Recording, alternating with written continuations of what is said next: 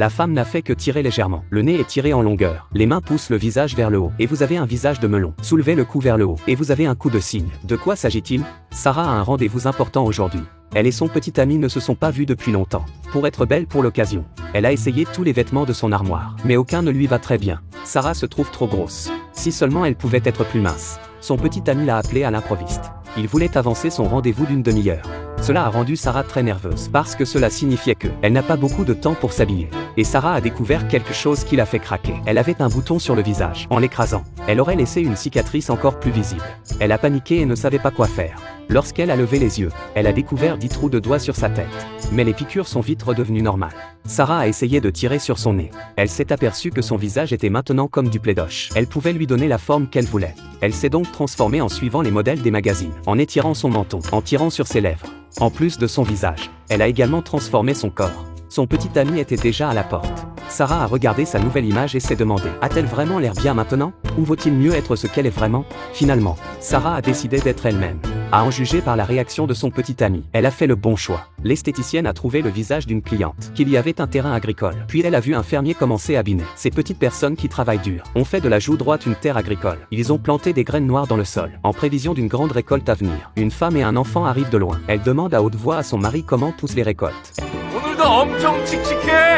À ce moment-là, la cliente interrompt les observations de l'esthéticienne. Elle demande ce qui ne va pas avec sa peau.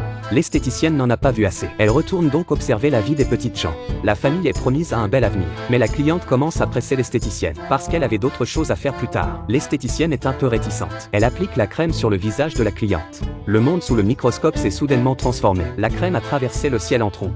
L'homme s'est mis à courir pour sauver sa vie avec un grand groupe de paysans. Il a appelé son frère pour lui dire de courir. Le frère a dit que la joue gauche était en sécurité ici. Mais il n'a pas fallu attendre longtemps avant que... Les hommes ont fui avec les paysans jusqu'au bord d'une falaise. Ils ne pouvaient pas aller plus loin. Un homme était venu ici. Il leur a dit que s'ils allaient plus loin, ils en auraient plein les mâchoires. Dans cette situation, ils étaient sûrs de ne pas pouvoir s'échapper. L'homme tient sa femme et ses enfants. Il s'est accroché à eux jusqu'à la fin. Le fils regrette de ne pas pouvoir passer plus de temps avec sa mère. Le couple regrette de ne pas avoir pu voyager ensemble. Ces images touchantes ont été difficiles à vivre pour l'esthéticienne. Elle a même laissé des larmes de tristesse. Pour que la tragédie ne se reproduise pas, n'oubliez pas de prendre soin de votre peau. Cette femme est possédée par un démon. La sœur a engagé un exorciste pour récupérer sa sœur. Le démon a vu arriver son ennemi juré. Il n'a pas eu peur et lui a dit bonjour. Jacob. Les deux sourirent lorsqu'ils confirmèrent leurs yeux.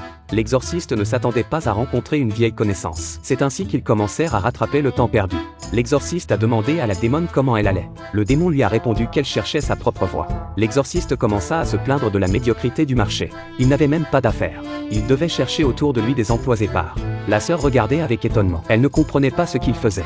L'exorciste s'est empressé d'expliquer. Ils se connaissaient déjà auparavant. C'était une scène semblable à celle d'aujourd'hui. Le démon a même salué la sœur de manière amicale. Mais la sœur voulait juste que sa sœur s'en aille rapidement. Mais les deux n'avaient pas fini de se rattraper. C'est peut-être parce qu'elles ne se sont pas vues depuis longtemps. Elle parle des dernières nouvelles du secteur. Plus ils parlaient, plus ils étaient excités et plus ils faisaient de gestes physiques. Ma sœur commençait à s'inquiéter. Je ne sais pas combien de temps ils auraient dû attendre s'ils n'avaient pas été interrompus. Ce n'est qu'ensuite que l'exorciste s'est mis au travail. Il devait d'abord faire sortir le démon lui-même.